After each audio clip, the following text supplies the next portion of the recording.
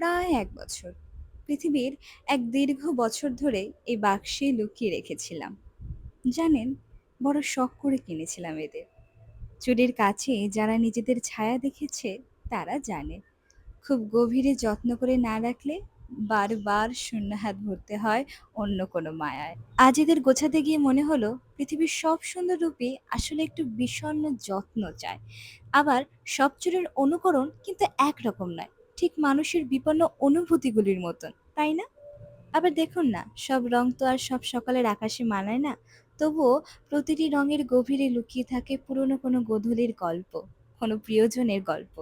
আর যে মেয়েটি চুরির ইনিঝিনিতে কান পাতে, সে হয়তো জানে এই বিশাল পৃথিবীর খুব সামান্য কিছু আলোতেও কিভাবে নিজের জন্য একটুখানি রোধ করিয়ে নিতে হয়। বহুদিন ধরে ভেবেছি একটা সুন্দর আশ্রয়ে এদের সাজিয়ে রাখবো।